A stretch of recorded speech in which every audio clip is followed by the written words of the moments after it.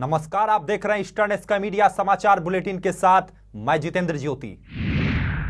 Eastern sky media की विशेष पेशकश UPSC यानी यूनियन पब्लिक सर्विस कमीशन में भी धांधली होती है।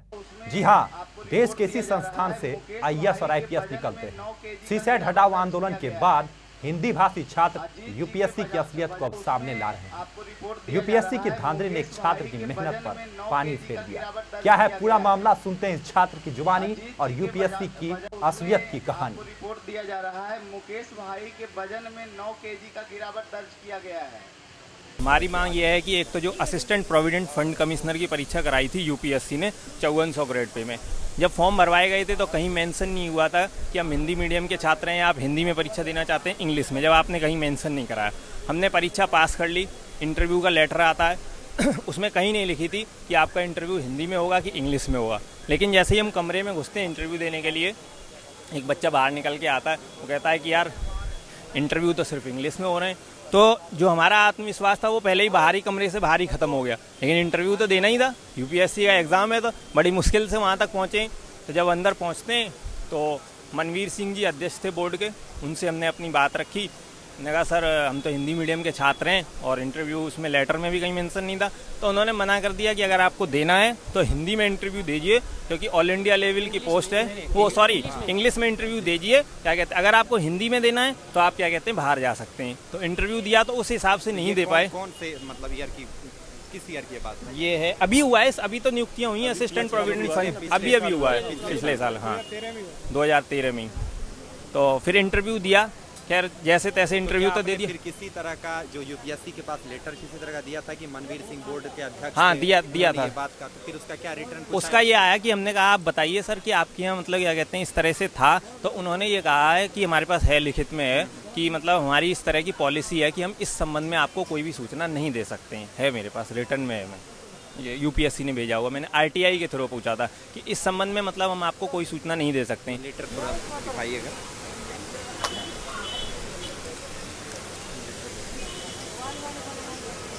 ये था, हमने आरटीआई में पूछा था ना, 5 चीज़ें हमने पूछी हुई थी। ऐसे करके हाँ। और भी इसमें बहुत सारी गड़बड़ है, वो सारी मैं आपको बता देता हूँ। कोई नहीं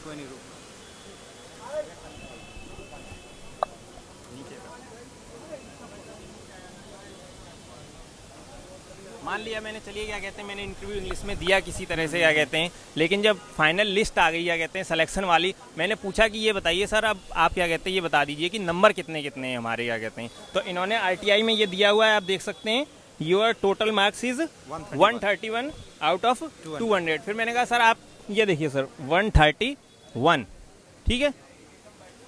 फिर मैंने दूसरी आरटीआई मांगी, सर हम लोग ओबीसी में आते हैं, हमने कहा सर आप ओबीसी वाले बच्चे के बताइए कि कट ऑफ कितने हैं। ये लेटर आता है, यहाँ लिखी हुई है ओबीसी 126। फिर हमने दोबारा आरटीआई डाली, मैंने कहा सर जब आप ओबीसी की 126 बता रहे हैं, इधर हमारे आप 131 दे रहे हैं, तो हमारा लिस्ट में नाम क्यों नहीं है? तो वो बाई चांस लेटर अभी मेरे पास नहीं है, मैं मेल कर दूंगा।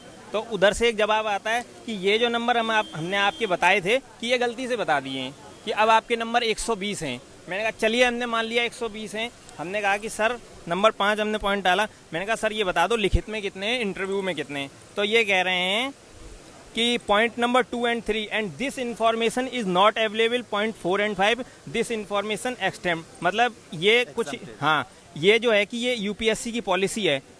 आईएएस में आप क्या कहते हैं बता देते हैं कि हिंदी में इतने हैं, अंग्रेजी में इतने हैं, फलाने में इतने हैं, और इंटरव्यू में बिल्कुल बाकायदा सब बता देते हैं। तो इसमें आपको क्या दिक्कत है? दूसरा, कभी आप कहते हैं 131 है, कभी कहते हैं 120 है। मैं कैसे मान लूँ कि 120 वाले सही है? मैं तो ये मानता हूँ कि मेरे ये सही है, इसके लिए मैं तो अब कोर्ट में केस करूँगा। उस समय मैंने बात करनी चाहिए, तो मैं अकेला था, तो कोई सुनने वाला नहीं था, इसलिए हमने ये बात आगे नहीं बढ़ाई। क्योंकि आगे चल के आईएएस के इंटरव्यू भी देने हैं, तो हो सकता है उनमें से कोई बंदा फिर बोर्ड में बैठ जाता, तो वो उस चीज़ की खुंदक खा जाता, तो हो सकता है आगे चल के निकाल लेता। पर अब हमें इस चीज़ का डर नहीं है, क्या कहते हैं कि जो करेगा कर लेगा। लेकिन जो अन्याय ये हो रखा है, पहले तो आप इसका ये बताइए कि लिखित में नंबर हैं कितने और इंटरव्यू में नंबर हैं कितने। यूपीएससी की ऐसी कोई पॉलिसी है तो वो सारे एग्जामों पे क्यों नहीं लागू होती है? आईएएस में लागू होनी चाहिए। और भी जितनी यूपीएससी परीक्षा कराता है उसमें बाकायदा लिखित के नंबर अलग देता है, इंटरव्यू के नंबर अलग देता है। इसमें ऐसी क्या बात है और इसी बच्चे के साथ ऐसी क्या बात है? दूसरा, स्पष्ट आपने लिखा हुआ है, हमने नहीं लिखा है कि 131 नंबर हैं। आप ही ने ये लिखा हुआ हुआ है कि 126 नंबर हैं। इसका मतलब अगर कुछ रहा भी है तो आपने इन 1 महीने के दौरान जब आपने हमें दोबारा सूचना उपलब्ध कराई है, अंदर कॉपियों में और इंटरव्यू मार्क्स के साथ छेड़छाड़ करके दोबारा आपने हमें 120 नंबर बताए हैं, जब हमने आपको सूचित किया कि 126 वाला बच्चा आपके यहाँ से चयनित है। तो मुझे ऐसा प्रतीत होता है कि यूपीएससी भी अब भ्रष्टाचार से बिल्कुल भी क्या कहते हैं, और खासकर जो हिंदी मीडियम के छात्र हैं उनके साथ पूरी तरह से अन्याय हो रहा है। सीसेट विवाद बना मोदी सरकार की रणनीति।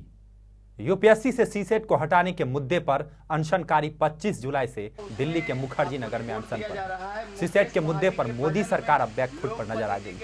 अब सरकार डैमेज कंट्रोल में जुट गई। सरकार ने संकेत दिए थे कि अगले 4 दिनों में यह मुद्दा खत्म हो जाएगा, लेकिन यह मुद्दा अगले 7 दिनों में भी खत्म हो ऐसा लग नहीं रहा। इस मुद्दे पर ईस्टर्न स्काई मीडिया ने विशेष कवरेज किया। ये देखते हैं कवरेज का एक हिस्सा। की दृष्टिकोण वाले लड़के वही मानविकीय विषय पर्वत सा स्तंभ खड़ा हो गया है और उनका सिलेक्शन लगभग रुक सा गया है, जिसकी लगातार मांग चल रही है। वर्ष 2011 में यूपीएससी द्वारा प्रारंभिक परीक्षा के नए पाठ्यक्रम लॉन्च किए गए, जिसका नामकरण किया गया सिविल सर्विसेज एप्टीट्यूड टेस्ट, जिसे संक्षिप्त में सीसैट कहा गया। सीसैट में 2 पेपर रखे गए, GS paper 1 and GS paper 2। तो उस जीएस पेपर 2 को पूर्णतः हटाना हमारा प्रथम मांग है।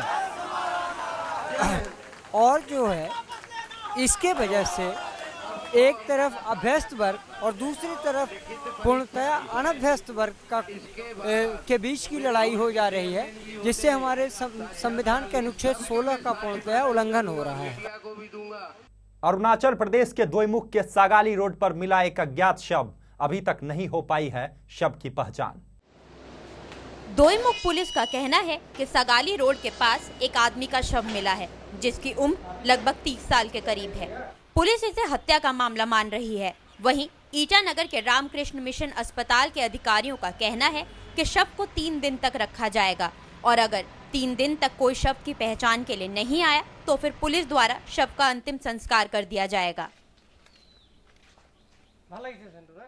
अरुणाचल प्रदेश में लगातार हो रही बारिश के चलते पापू नाला की सीजू कॉलोनी में हुआ भूस्खलन। कई दिनों से राज्य में हो रही बारिश के चलते लोगों को कई दिक्कतों का सामना करना पड़ रहा था और अब पापू नाला की सीजू कॉलोनी में हुए भूस्खलन ने लोगों की मुश्किलें और भी बढ़ा दी हैं। वार्ड काउंसलर गीचिक टैम ने कहा कि भूस्खलन के चलते कई लोग अपने घर छोड़कर कहीं और जाकर बस गए हैं।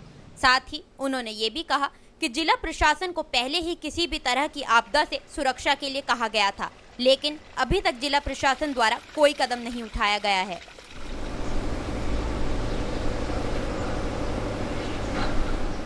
ये लैंडस्लाइड जो है कब हुआ और कैसे हुआ, आपको कुछ आइडिया है?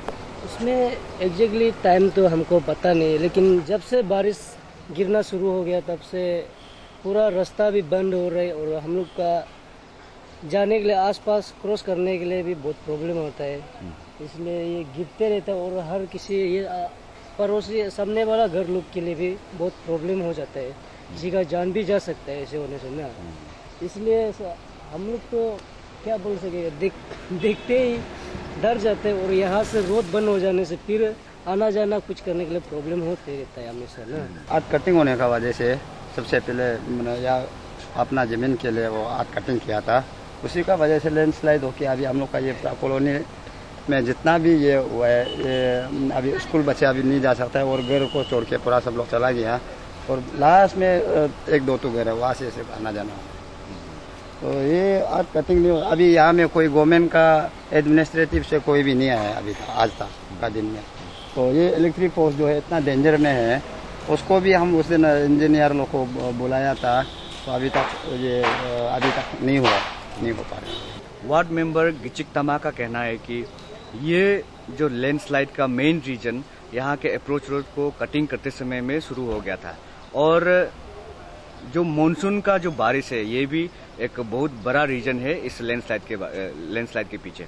और अब जो मेरे पीछे देख सकते हैं कि यहाँ पर एक मेन लाइन जो बिजली का जो जा रहा है, तो इसका जो पोस्ट है ये भी बहुत ही अभी रिस्क पोजीशन में है और इसका कभी भी गिरना मुमकिन हो सकता है। और सरकार को चाहिए कि इस तरह के जो क्रिटिकल कंडीशन है उसको जल्द से जल्द ठीक किया जाए और तमा के कहने का मुताबिक यहाँ के जो रहने वाले हैं वो भी इस लैंडस्लाइड के डर से अपने घरों को छोड़ के चला गया है, और इनका ये भी कहना है कि यहाँ के जो स्टूडेंट्स हैं और यहाँ के जो रहने वाले हैं वो भी आना जाना करने में बहुत ही डर रहे हैं। तो ऐसे में सरकार को चाहिए कि इस तरह के जो क्रिटिकल लैंडस्लाइड होते हैं इनको जल्द से जल्द वो विजिट करें और बड़ी दुर्घटना होने से बचाएं। कैमरामैन ओबी मेलोंग के साथ मैं नीलम राजा, eastern sky media, Arunachal Pradesh. खबर लेते हैं पश्चिम बंगाल से। पश्चिम बंगाल के 5 चाय बागान बंद हो गए हैं। भूखमरी से अब तक 18 मजदूर गंवा चुके हैं अपनी जान। पश्चिम बंगाल के 5 चाय बागान बंद हो जाने से हजारों मजदूर भूखमरी के कगार पर पहुंच गए हैं और अब तक 18 की मौत हो चुकी है।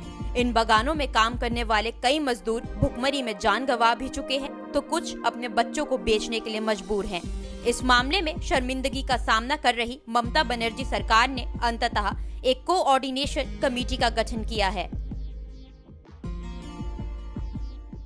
अब एक खबर उत्तराखंड से भी लेते हैं। उत्तराखंड में भूस्खलन से 6 की मौत। मौसम विभाग ने दी भारी बारिश की चेतावनी। उत्तराखंड के पिथौरागढ़ जिले के पांगला क्षेत्र में एक सड़क पर पहाड़ से अचानक हुए भूस्खलन के मलबे की चपेट में आकर वहां से गुजर रहे 6 लोगों की मौत हो गई और 2 लोग घायल हो गए हैं। मौसम विभाग ने सोमवार को अलर्ट जारी किया है कि राज्य में अगले 48 घंटों में भारी बारिश हो सकती है। राज्य के नैनीताल, चमोली, चंपावत, उत्तरकाशी और राजधानी देहरादून सहित अधिकतर इलाकों में बारिश का अलर्ट जारी किया गया है। अच्छे दिन लाने के लिए 15 अगस्त तक नरेंद्र मोदी कर सकते हैं मंत्रिमंडल का विस्तार। शामिल हो सकते हैं इसमें नए 12 चेहरे। सूत्रों के मुताबिक संसद सत्र खत्म होने के बाद कैबिनेट विस्तार की रूपरेखा तैयार की जाएगी। फिलहाल मोदी मंत्रिमंडल में 44 मंत्री हैं, जिसमें से 22 कैबिनेट और 22 राज्य मंत्री हैं। माना जा रहा है कि इस विस्तार के बाद कुछ वरिष्ठ मंत्रियों का बोझ कम होगा और देश को रक्षा मंत्री भी मिल सकता है। बढ़ते हैं छत्तीसगढ़ की ओर। छत्तीसगढ़ में माओवादियों का शहीदी सप्ताह। मुठभेड़ में मारे गए साथियों को दी जाएगी इसमें श्रद्धांजलि। छत्तीसगढ़ के बस्तर में सोमवार से माओवादी शहीदी सप्ताह मनाया जा रहा है। 3 अगस्त तक चलने वाले शहीदी सप्ताह के दौरान माओवादी अपनी पार्टी के संस्थापक चारू मजूमदार को याद करते हुए मुठभेड़ में मारे गए अपने साथियों को श्रद्धांजलि देंगे। इस दौरान हिंसा की आशंका के मद्देनजर पुलिस अलर्ट पर है। एक नए आंकड़े को पार कर एयरटेल बनी दुनिया की चौथी बड़ी कंपनी। 30 करोड़ के पार पहुंच चुके हैं ग्राहकों की संख्या। भारतीय एयरटेल ने एक नए आंकड़े को पार कर लिया है। देश की सबसे बड़ी दूरसंचार कंपनी ने नया कीर्तिमान स्थापित किया है। भारतीय एयरटेल के ग्राहकों की संख्या 30 करोड़ के पार पहुंच गई है। एयरटेल का ये आंकड़ा mobile phone, fixed line, DSL और DTH सेवाओं के लिए है। इन सेवाओं के माध्यम से एयरटेल ने ग्राहकों को शानदार सुविधा दी है।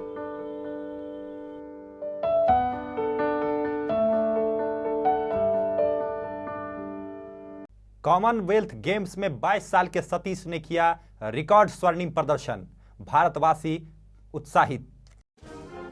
पहली बार कॉमनवेल्थ गेम्स में हिस्सा ले रहे भारतीय वेट लिफ्टर ने आते ही इस बड़े मंच पर अपना कमाल दिखा दिया है। 22 साल के सतीश ने नया रिकॉर्ड बनाते हुए 77 किलोग्राम भार वर्ग में स्वर्ण पदक हासिल करके इतिहास रचा है। सतीश ने प्रतियोगिता में कुल 328 किलोग्राम भार उठाया, जिसके साथ ही उन्होंने दिल्ली कॉमनवेल्थ गेम 2010 में स्वर्ण पदक जीतने वाले रवि कुतुल को भी पछाड़ दिया है। पूर्व प्रधानमंत्री डॉक्टर मनमोहन सिंह गडकरी जासूस प्रकरण पर बोले, कहा मोदी सरकार दे इस पर जवाब। बीजेपी के पूर्व अध्यक्ष और केंद्रीय परिवहन मंत्री नितिन गडकरी की जासूसी करने का मामला अब तूल पकड़ता जा रहा है। एक तरफ जहां गडकरी इस प्रकरण को झूठा बता रहे हैं, तो दूसरी तरफ राजनीतिक पार्टियां इस पर मोदी सरकार को घेरने की तैयारी में जुट गई हैं। पूर्व प्रधानमंत्री मनमोहन सिंह ने कहा है कि मोदी सरकार को मामले पर सदन में जवाब देना चाहिए। साथ ही उन्होंने कहा कि मामले की निष्पक्ष जांच होनी चाहिए। आज के अंक में फिलहाल इतना ही। नमस्कार।